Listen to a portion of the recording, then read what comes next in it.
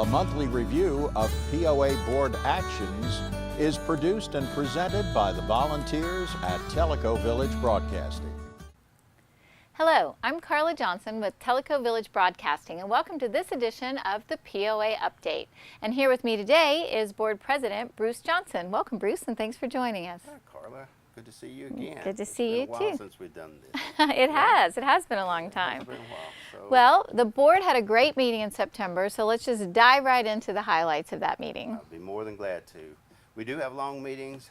This month wasn't quite as long as some that we've had this summer, but still we covered a lot and we've got a lot to talk about, so let's do it. All right, Ready? let's do it. Okay, first thing that we did was we had the election committee come in, and that's several of the board members plus with the help of Jessica Johnson, who works in our POA staff. They took a look at the paperwork of the people who put in their applications to serve on the board and run for the election this fall.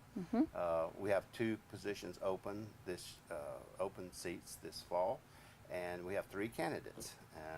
One of the candidates is Linda Bailey. She currently serves on our finance committee.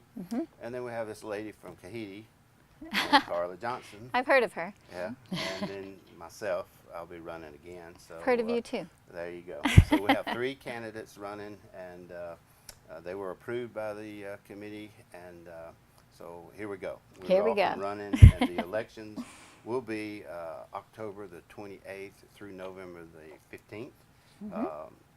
Information will be sent out about how to do the voting electronically as part of that committee's function. It has run smoothly several years now that I've been involved in it, and I'm quite sure it'll run the same way this year. So best of luck to all 3 candidates, and so Yes. we'll get out there and we'll do our thing. And my Shake advice, hands. Yes, exactly. And my advice to all of you folks out there is look at the material that the candidates are presenting to you. Listen to them, ask them questions, turn over every stone that you feel like needs to be turned over to help you get to the point where you know who to vote for. And please, we ask you all to vote October 28th through November the 15th, right? Amen. Okay, good. All right. So let's see. And also the Telegram will have more information about that, about how to vote. That And is our official communications device, and you'll see it both there, and I'm quite sure you'll see it in the connection. And while it's not our formal communication tool, I'm sure you'll see a lot about it on Nextdoor as well. You know? Exactly right. Yeah. So everybody get out there and vote. So in addition to campaign season, Right. y'all are also in budget season. So why don't you share with me a little bit about that They process? kind of run hand, at the same time, although they're not directly related to each other. But you will see all the candidates in the budget meeting. So if you don't know the candidates already, come to our budget meetings and you'll get to meet them. But yes, we're in the middle of budget season. Started this past Monday or yesterday. Had meetings today, and we will have meetings over the next couple of days with the finance committee, and then after that the board will get involved, and then we'll put together a budget for next year and a 5-year plan, and then we'll present it and then vote for it in our board meetings downstream. But yes, we're in the middle of it, and if you have any information or desire to share your concerns with us, again, it's open meetings. We meet in the POA conference room. Starts at 9, ends somewhere around noon, and we welcome you to participate. Yeah, looking forward to it. It's going to be a tough one because we have a lot on our plate that we want to do over the next few years, and so we're trying to figure that proper balance between things, and obviously we'd like input. And as Bruce said, I have been attending those meetings, and they are very informative, and I think it's really interesting to see the process and to hear the reasoning behind some of the things that we have going on. And so I appreciate the fact that those meetings are open to everybody, and you should come out and be a part of that process. I would encourage you to do so. All right, so then next up, we had an update from the HOA, and they had some interesting news. Yeah, you did. Miss Sue English Kovar, who comes in most of the time and talks to us, she came in and she did have news. She said after 30 years of no increases in the dues, they finally decided that they need to increase the dues. And the bargain that they had at $10 is still going to be a bargain, but they're going to raise it to $15. But listen to this: if you go on to Tellico Life and you use your credit card, it's still $10. So my advice to you is if you haven't registered and or you're not a member of the HOA, you ought to be.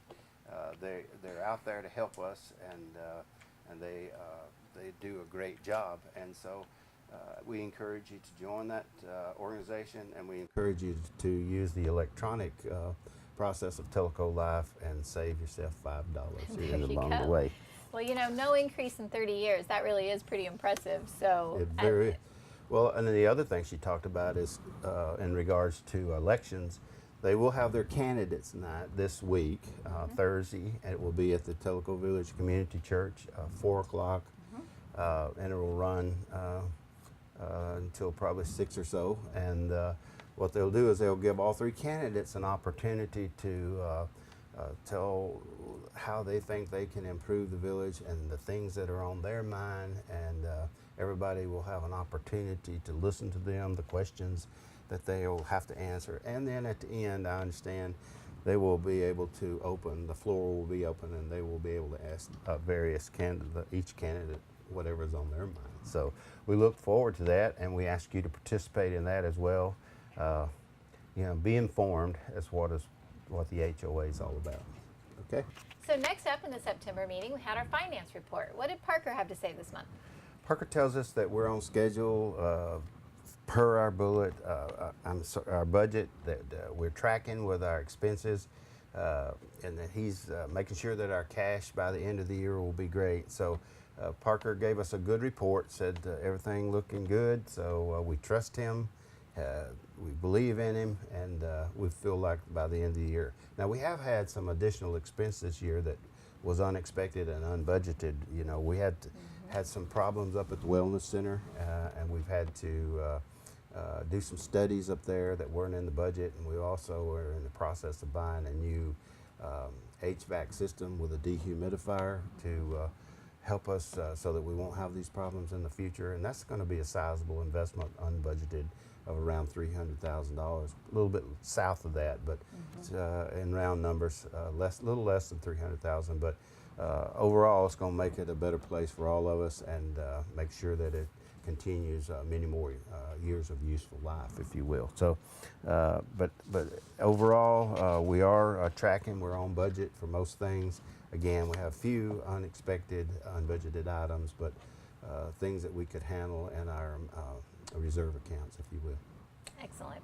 Okay. All right. So then next up was a long-awaited report from the Long Range Planning Committee from Bart Margocious. So what did he have to say? Well, you know, Bart built our desire or our expectations up along the way when they were doing this questionnaire.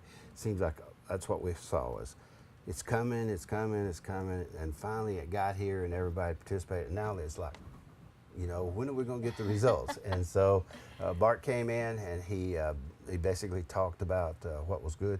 I think one of the biggest points was the participation.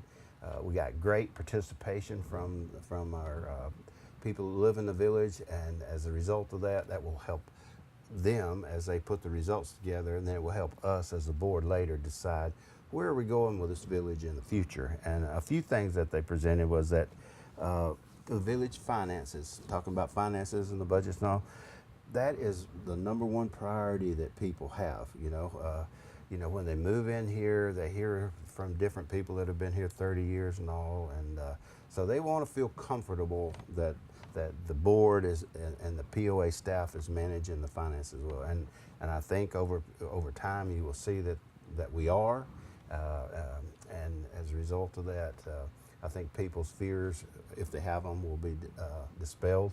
So anyway, that is the number one thing people are concerned about is, am I coming into a village that's going to be here 10 years from now, 15, 20 years from now? And I can sit here and tell you the answer to that is yes, this is going to be here, and I plan to be here. And so, and then the second thing, surprisingly to me, in some regards, was that people, second thing that was on their mind and the highest priority was, how does the village look? You know, we're a 30-year-old village. We just had our 30th birthday not too long ago, and we look good, and we want to stay looking good. And to do that, we have to do our maintenance, and we also have to pay attention to the little things. And we've asked Winston Blazer, our manager, and his staff to do management by walking around. You know, walk around. If you were at the Canassie Restaurant and Pro Shop, is there anything here that needs to be spruced up or needs to be fixed? Because you start letting things get out of hand, they really get out of hand. So all the managers are challenged as they go into a building, all the board members, staff, et cetera. We're challenged to say, is there anything that we see that needs to be repaired? And if it is, don't keep it to yourself, let it be known. And so that's just a new campaign that we've started here on the board. And we asked Winston to come in once a quarter and give us a report of a state of the village, if you will. What shape are we in? And we figure if we do that, we'll stay on top of things. So people won't have to worry about how good the village looks. It's going to look good, okay? And so basically, they also said that 67% of the people that they surveyed are very satisfied with the growth of the village. You know, you hear people say, I would rather the village not grow at all. I'm happy with the way it is now, but growth and new ideas coming in here and things people want because they bring in new ideas, that keeps us current, keeps us progressive. So it's good to see that 67% are happy with our growth. On the other side of that, 13% of the people are not happy with the growth. They would, like I say, they just like it to stay the way it is right now. And you have to keep in mind, you have to understand why they did that. And we'll go to those people and find out what it was that they like. And so we can't just ignore that. We have to pay attention to that as well.